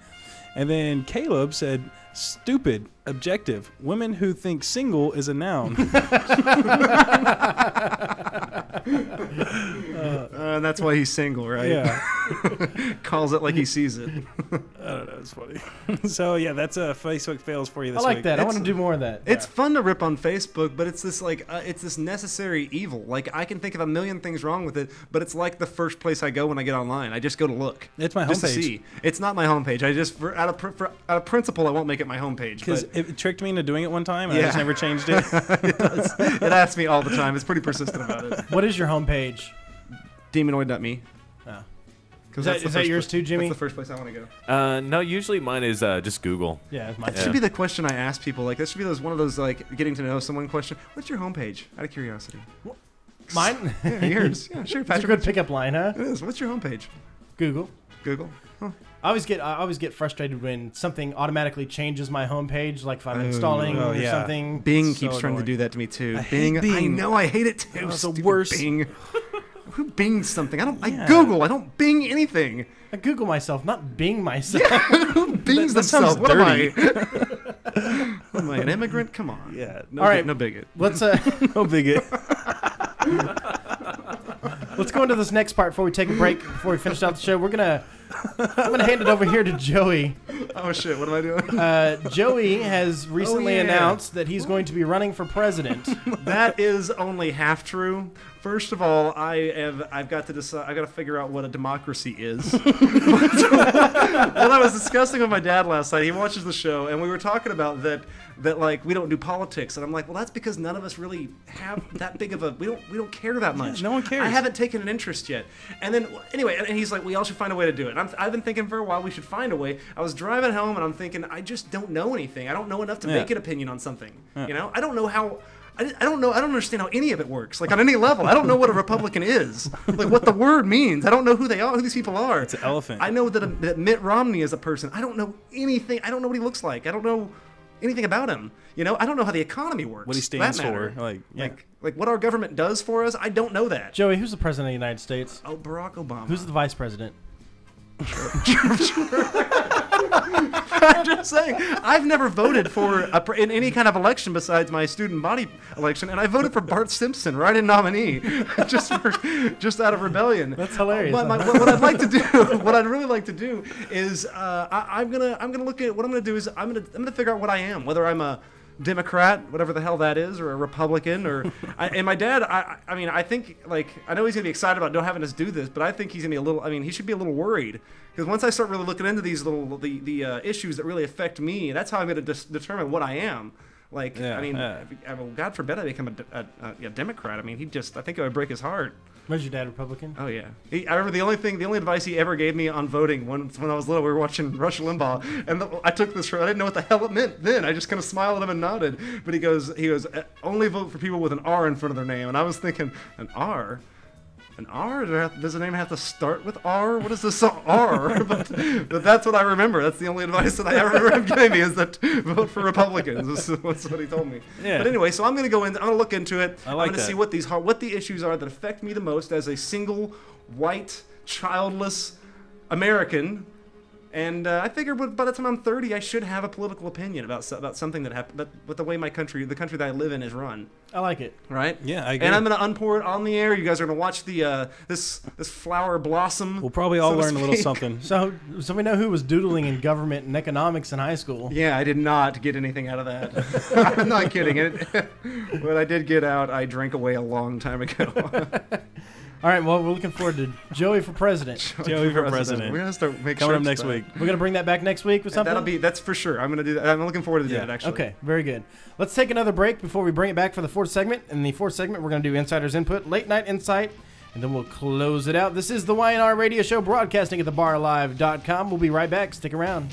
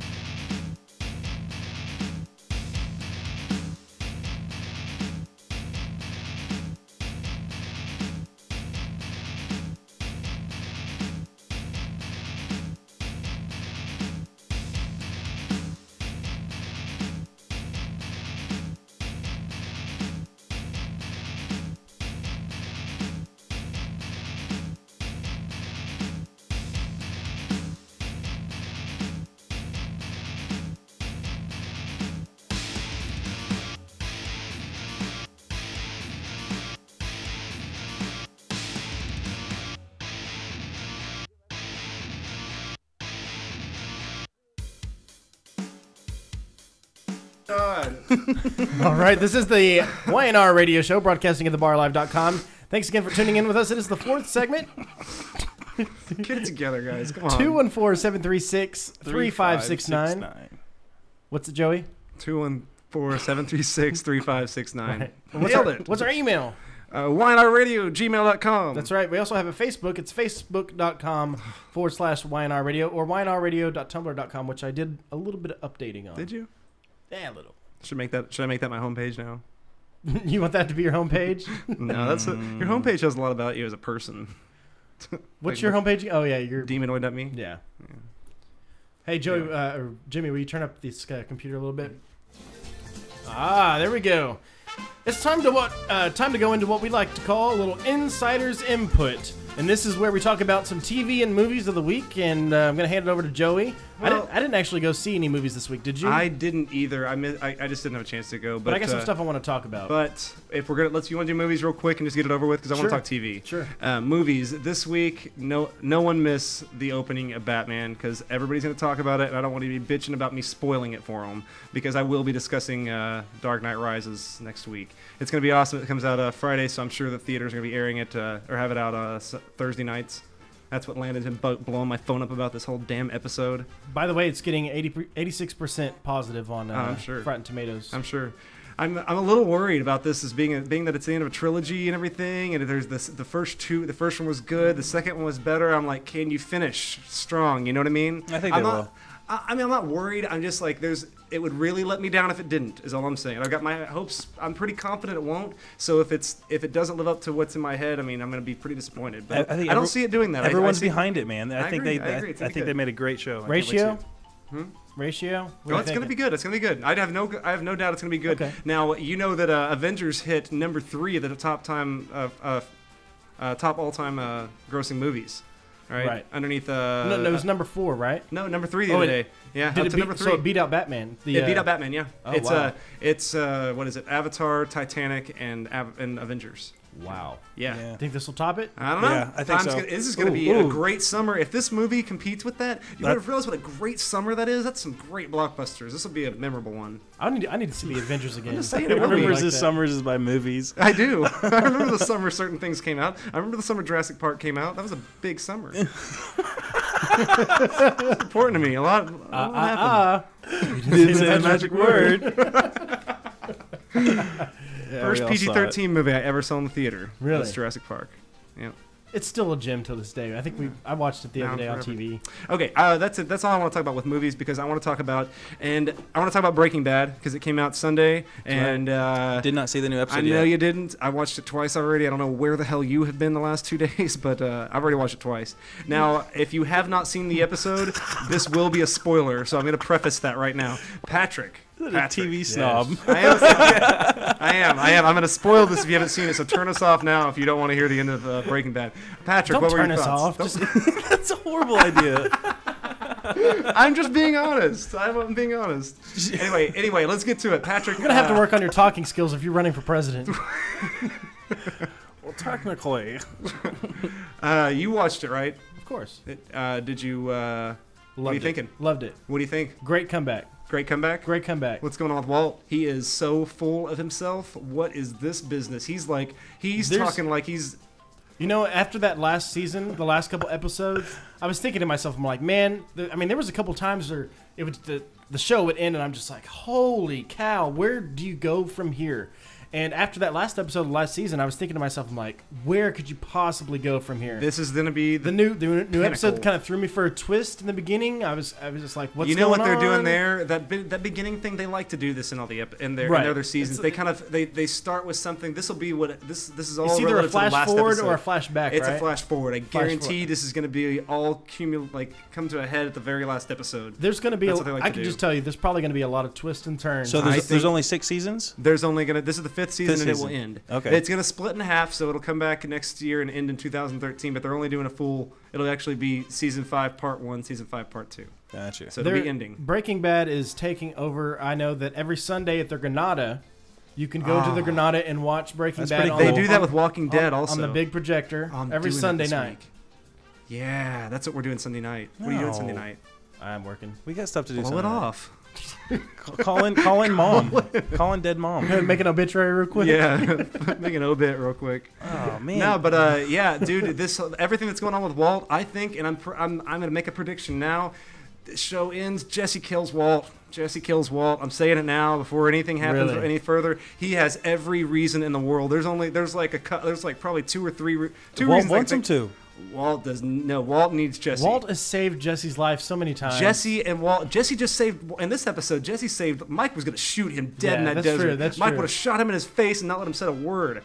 The whole. Oh, dude, how cool was the magnet thing? Oh, I man. love the whole MacGyverish thing that I they know, have going on, I know. where he's all like, and I'll buy it. He can do all this weird, crazy science stuff because he's. I loved how I'll Jesse take it. came up with the idea instead. It was great. Yeah, I was calling it though. I remember when Yeah. I was watching, I called it. I was like magnet, and then Jesse starts. I was like, yeah. They're like, yeah, whatever. I love it, man. I love it. But you know, I thought, and what about Ted, man? The fact that Ted wasn't dead. You know, when that scene came on, I had to kind of go back into my mind. I'm like, what happened to Ted? And they're like, oh yeah, he fell. Yeah, they were holding him. His wife was holding him there to make sure he wrote the check to the IRS. Right. And he freaked out and he took off and tried to run. He tripped and tripped fell. over the rug and hits his head. He hits his head on the wall. I didn't know it was that bad though. I thought he was dead. Oh really? I always thought he was dead, and that's what I was thinking was that Because they didn't really sum that up. I mean, No, I they didn't know if he didn't. was dead or just hurt. I wasn't quite sure. I just like how Godfather-ish Walt's being right now, walking Yeah. around, knocking chairs over, and just If you guys are listening out there and you don't know what the hell they're talking about, like me, they were talking about Breaking Bad that's on AMC. That comes on Sunday nights at Sunday 9. nights at 9. Yeah. So yeah. Is it it's- 9 or 9:30? I think I'm pretty sure it's 9 Okay. because I had it by midnight. Some people say it's one of the greatest shows It is. ever on TV. It's to me right now. It's on par to be the best show I've ever watched. I'll quote that from that. Conan O'Brien actually said that he thinks it's one of the best shows ever on TV. I can't think of it's up there. The Sopranos would be a close. It was up there in that, and The Wire would be your close second, I'd guess. I can't think of anything better. I mean, this is the best thing that's been on TV that I've ever seen. And I watch TV. Yeah, you know what I mean. Let me tell you. I watch a lot of TV. I don't get a lot done. Is that all I we watch got? TV. Is that all we got for movies and TV? That's all I want to talk about with movies and TV. All right, that's Insider's Input this week. You got something? yeah. Well, no, no, not for Insider's Input. How much do you have for the late night thing? I'm just go through the stuff and read off. Why you got something? Well, cool? I got something different here. It's real quick. I did. Oh, you know what? Before we do that, I wanted to go back and do something real quick. You can go ahead and talk, and we'll go back real quick. Okay, well, this is from Dallas Observer. It's a 5 best after-hour spots in Dallas. So this is the place that you go to after 2 o'clock in the morning. So after all the bars close, what's there to do when you want to keep? When it's summertime, you want to keep going. You don't want those dates to end or whatever. You know what I'm saying? Yeah, I'm always looking for a way to fill the 2 to 5 a.m. slot in my life. I'm interested. Go ahead. I'm just kidding. I'm sorry. Go ahead. I'm interested. Go Go ahead. ahead. bullshit. I call them bullshit. That's a very important spot. You're right. There's Could nothing be to the do. most important spot. Some say, doctors say, it's the Okay. most important time of the So day. yeah, so when pancakes and some sit-down house party isn't enough for you, these are places you can go to. Now, the first thing I say, I've never been here, but it's S4. It's a gay club. That's what I've heard. there. It's not every night of the week, though. No. They said Really? that They do throw a pretty cool ravish they said it's huge. EDM thing. It's open. He said there's lots of rooms, a lot less costumes, so not as weird as. You know what? When I went to S4 though, it was the drag show was pretty fun. And everyone says was pretty fun. this one time at S4. Confessions of Joey. Everyone has a story about this one time at S4. Yeah, so it wasn't a bad experience. It was really different, and I really actually had a good time watching. The drag show was amusing, very entertaining. So, But yeah, that's cool. So S4 S4 is one of go them. to S4. I know where that is. Yeah. Now this one, this is stupid. It's family karaoke. It's those places that are open real late. Family karaoke. Yeah, it's like a room that's a karaoke room. And you go through the book and you pick the songs, and like you have each individual karaoke rooms. They bring you drinks and whatever in there, and they serve like Do you alcohol sing to late. yourself? You sing to your other friends. You all. Okay. So it's like private party It's like karaoke. a private karaoke thing. So those stay open real late. Those stay open until 4 a.m. Do they? Oh, that's kind of. I guess that's something to do. Now this place is pretty cool. It's probably cost a pretty penny, but it's called Avante Ristorante. Restaurante. Restaurante, yeah, whatever. I'm guessing. This is It's hardly a secret, but basically, when you're on a date and you don't want it to end at 2 o'clock, you can go to this place and they start serving breakfast after 2 a.m. And it has like jazz music, it's dark boost, it's real like candle lit, it's real kind of like romantic and stuff. So you can take a date there after 2 o'clock in the morning. So after you get her nice and sloshed, you can go for a nice classy and for some evening. reason you don't want to go home. You're like, let's go to another restaurant. I feel like an omelet. If she's drunk but not gonna put out drunk, I don't know. And the you didn't try hard enough. Yeah. Now you have to win over her heart. Now this place, this one's I'm not sure about this. It's called King Spa. I think I've heard of this place. Now I thought this place is like rub downs and stuff like that. I don't know if how's your earphone doing? There's something in there. It's like a BB. It's rattling. Never mind. You don't know. It sounds like it's in my head. Insane. Okay, so anyways, King Spa. You can go there. It's open 24 hours a day, 7 days a week. You can roll up and basically drink water in an Arctic room, in a hot tub. It's got a steam room. I don't know. It's a spa that stays open 24 hours. So if you don't want to go home, you can go there. Dig. And the last place is Ecstasy. They put up here. It's an all-new BYB club. It's in Dallas, and it's open until 5 a.m. on the weekends. A $10 admission on Tuesday. Get you a T-bone steak. At a place like that, since it's BYOB, if they're not selling you the alcohol anymore, can you continue to drink the alcohol you already brought? Not after 2. Okay, They take it away. Well, they actually... Just curious. It's a gray area. You're like, I bought it before 2. You're not supposed to, but it doesn't mean that you don't have like different cups, that they poured in. Yeah, or that's true. They'll pass out solo Who's cups. to say? So, Yeah. So Who's to say what I'm drinking is alcohol? It kind of turns into a private club after 2. Yeah. They're strict about who they let in, and they're very strict about security guards that work there and the different rental cops they have to keep on site for that many people, and they're very selective, and so they can get away with. They can get away with picking and choosing Austin who they let knows. in. He knows, man. Yeah. Yeah. Is that all you got? Is there one more? No, that's it. So those are the things you can do after 2 o'clock in the morning. I like that. I Okay. like that. Real quick before we go into Late Night Insight, I wanted to read off another thing we did that involved movies. Kind of going back to Insider's input. What are some of the worst movies you've ever paid to see in the theater? I'm going to read some of these off. Of course, our awesome friend Randy said, "Well, I had an ex-girlfriend way back in the day. Maybe take advantage. He took her to see City of Angels with Nicolas Cage. That was a bad movie. Awesome soundtrack. Yeah. Are you thinking of Alanis Morissette? No. She was on. I'm just saying. I know. It was that one song. Pugs had some input on this too. He said Life Aquatic. Oh man, Pugs. I don't know what his problem is. That with, movie was He hard to watch. also said the Royal Tenenbaums. That was a good movie. That was hard to watch too. I will say that Wes Anderson's not for everybody, but it's not fair to say that. I mean, Pugs just doesn't like him. I don't think. I think he's prejudiced against Wes Anderson. One of my old bosses commented on here. He says, "I know everyone will hate me, but in the late '70s, my girlfriend and I looked at each other and got up and left. We weren't the only ones. The movie, something by Monty Python. So it was either Holy Grail, Life of Brian, Meaning of Life, probably any one of Brain, them. or- Would be yeah." a reason to walk out of the theater. Somebody says The Village. Somebody else confirmed The Village. That was an awful movie. Austin said Waterworld, Oh. and he got some flack from it. I No, believe. you know what? Yeah, I did. You know what? Waterworld was terrible for a lot of reasons, but it was fun watching it in the theater. Oh, When whatever, I was man. that age, I don't have bad memories of Waterworld. But I didn't see this one. Pugs came back on here and said, "I love The Village. M. Night Shyamalan has never made a bad movie." Kidding me? He sucks. He No. hasn't made a good movie since. Did he not What, did he see make Signs? Lady in the Water? That was a terrible movie. What was that? A werewolf thing? Oh, That was who like, knows? I don't care anymore. All of his movies are totally unwatchable after the one time you see them. Yeah, after they're you know. you can't watch. Sixth Sense was good, admittedly. Signs. But you can't. Signs was in mine. Actually, I like Signs. I I could didn't still mind watch Signs. Signs. Either. No, how can you still I haven't watch seen it it in like if you know the long time. twist? Once you know the twist, the movies are terrible. It's still fun. Eh. The aliens. I wish things? Pugs was here because I want to rip on him a little bit. Wes Anderson. Anyway, we need to move along. Sorry. Yeah, It's okay. Let's do a little Late Night Insight. You got Okay. your concert calendars pulled up? I'm up. Courtesy of the Dallas Observer concert calendars. We like to call this segment a little Late Night Can we Insight. just skip to like Friday? There's not anything good till like Friday. Well, I haven't even looked at Friday, but I'm positive there's nothing good on Wednesday. Well, I'll just let me. You can Static X. Just the highlight I saw. yeah, Static X tonight at Trees. DJ cares? Screech at Milo's. Yeah, it's DJ Screech at my. He didn't make the concert calendar, so I'm not calling him out. Doesn't get me advertised. Hey, well that Whiskey dick. Vanilla Face Jones tonight at Lola's Saloon, along with Scott Copeland. You're allowed to say Vanilla Face Jones every week, and I can't do the guy that goes Johnny Case. Johnny Case. You get Vanilla Face Jones, I get Johnny Case. All right, I'll take whiskey. Sardines tonight. Now and forever. Let me take a guess. Hey, tomorrow, Days of the New is going to be at Trees. I don't know. Hey, you're skipping ahead on me. You'd say, What day are you on? What day are you on? You already on Thursday? There wasn't else on. I said free range today. It's too late for me to go to Thursday. Just tell us what Friday. day.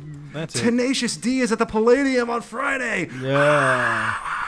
Yeah, that's a big one. That is a Sold big one. out, by the way. Good night. It says Sold $42.50. out. I bet that's for really crappy seats. Hey, the Doobie Brothers playing on Saturday at the Jackson Energy Pavilion. Doobies? The Doobie Brothers. We're probably playing with Chicago, right? How did you know? They always play together. They've been on Ooh, what is the Shaolin Death Squad? Deathbed tour. Have you ever heard of the Shaolin Death Squad? No. Oh, they're playing Abby's Underground tonight. Friday night. Tomorrow night at Bronco Sports Bar, Velvet Love Box. Mm-hmm. Hey, check this out. Rockin' Rodeo. Isley's playing. You guys know that band? No. Oh, I love Isley. Do you know that band, Jimmy? No. Oh, thanks for nothing. Thanks for nothing. No one knows your reference. Huey Lewis and the News at the Myersons. You got really excited I just about found that. it. Are they? Is that really them? Yeah, Huey Lewis and the News. Who They're else the ones would that it be? did the Power of Love. He's so old. Power of Love. It's hip to be square. Tip to be square. Yeah. This is it. Yeah, that's good stuff, man. Friday night, the O's at the Double Wide. I don't know who that is. I don't know. It's a local band. Some good guys. Wow. Inflatable Love Boys at Baker Street. Sounds like a winner. I just lost me in my headphones. It's Again? Oh wait, it's me. I think I'm doing this. Does this help? He keeps No, turning that doesn't off his help. headphones. I don't know what I'm doing. That happened last week at the same time in the show. It Same could have something time. to do with the rattling in my getting- headphones. That, for the record, is still there. Am I coming through on yours? No, I can't hear the rattle on your head, dude. Oh wait. Hey, No. look, what is Wait, it? is that's me. I found me. Never mind. Saturday night. Where did it go? Saturday night, La Freak is going to be at Glass Cactus. Hey. One of the highest paid cover bands in town. Yeah, yep. You got They were on America's Got Talent or whatever. Yeah, I'll do this one too, since they're friends of mine. The Dick Buildings are going to be at the Poorhouse in Fort Worth Saturday night. Dick Buildings. Capital Bar's got Craig Spence Project. That's a good one. They're good. Craig, I'm friends with him on Facebook, I believe. So we're like half friends. Yeah, so Pussycat Lounge, DJ KTO. KTO? Yeah. Don't know who that is. I don't either. But Pussycat Alright. Lounge. Yeah, I like, Boiler I Room. like the Pussycat Lounge. It's one of the I've never been. places still remaining in Lower Greenville. I've never been there. You know, I don't think it's this week, but we got some. There's some Ranger games coming up here pretty soon. I think that's next week, though. We got a bunch of Ranger games, so I'll talk about that on Wednesday. Tuesday night at the House of Blues, Darius Rucker, which is Hootie and the Blowfish himself. Really? Hootie Yeah. of Hootie and the Blowfish? Yeah. Or is he one of the Blowfish? Because I don't want to meet the Blowfish. He's the black guy, no bigot. Oh, the black guy. It's Darius Rucker. the black guy. Darius, right. Where did I not see that? Sorry, no bigot. No bigot. No. Awesome. All right, that's all I see for It's got do y'all real see boring anything after else? that. No. All right, well, let's go ahead and do our plugs and shout-outs and close out the evening. I'll go ahead and hand it over to Joey for this one. Yeah, kick us off. I have. I don't know if you guys are with me on this, but I have this old sofa in my living room. Austin, you know the one I'm talking Yeah, about. mine. The one Austin. Austin has. Aren't y'all this like common law married by old now? sofa. Nah, it's like we got at least a year and a half before we discuss common law. What about you and your wifey? When you putting the ring on that? Oh, What? there we go. Moving on. Moving on. I can't hear anything on my headphones. Anyway, Some rattling going. so if you want to find me this week, I'm going to be shopping for sofas at my own store. I'll be wandering around Ashley Furniture, pricing out some sofas at my employee price. But I've also got some great sales coming up this week. And this weekend on my mattresses, my Stearns & Fosters and Sealy's are going to be on sale. Yeah. And so come see me for your home furnishing needs out at Ashley Furniture in Arlington. Can you give them like an employee price? I-30 in Cooper. Yeah, absolutely. Cool. I-20 in Cooper. Sorry. Very awesome. Mm-hmm. Austin, where are you going to be? I am. I'm gonna be at Dave McDavid all week, selling cars. We got a big sale like Yeah. always, but they really do have some cool incentives on Hondas, Accords, and Civics. So the new ones are coming out here in the fall, which are supposed to be sick. Oh yeah. But they're going to be a lot more expensive. All the incentives are going away, and like so they're going to get these that are last or left. They sell them like pretty cheap, so. You can get a steal on an old 2012 right now. Old, 2012 right now, right before the 2013s come out. It's insane. So, and I got to give a shout out to my friend Nikki. She works over at Lux Salons over in off Glade and 121. So she does really good haircuts. You guys go see her, check her out. Love getting haircuts. Yeah. Do you guys? She'll give you a good one. She'll like massage your head and all that stuff. Oh, I like that. Yeah. Wow, your phone is so loud. I heard that in my headphones. All right. Finally, if I want to throw this out there, if you guys know anybody who wants to advertise on the barlive.com or specifically for the YNR Radio Show, if they want to sponsor a bit or sponsor the show or sponsor the whole station, or just give us money, or an iPhone app, or we do have an iPhone app that we're working on right now too. So right. If we want someone that wants to be in part of that, give me a call. We can put links to your personal website on the Bar Live, or we can. When we do stuff out in the field, we can promote you too. So if you're interested in that, or you know anybody who's interested in it, you can contact us on our Facebook, and we will hand you over to the appropriate people that handle those and all that. Yeah. So yeah. Also, let's see what else we got. Well, I'll be at Milo's tonight if you want to stop by. That's in between Cooper and Collins on Division in Arlington, rolling out the music video for you. Do we have anything else for next week we wanted to talk about? I'm curious about the Joey for President thing. It'll be fun. We'll learn together. It'll be fun. Yeah. You guys got anything else? I think that's it, man. We had a good show. I'm tired. Yeah, let's go eat. All right, guys. Thanks again for hanging out with us. I am Patrick. I'm Austin. And I'm Joey. Broadcasting from thebarlive.com. This is the YNR Radio Show. See you next week. The YNR Radio Show is sponsored by David McDavid Honda in Irving, Ashley Furniture in Arlington, Lavish Limousines in Fort Worth, and the Sunbrew Bikini Team. Check out the YNR Radio Show online at thebarlive.com, facebook.com/YNR Radio, ynrradio.tumblr.com, or email them at ynrradio@gmail.com.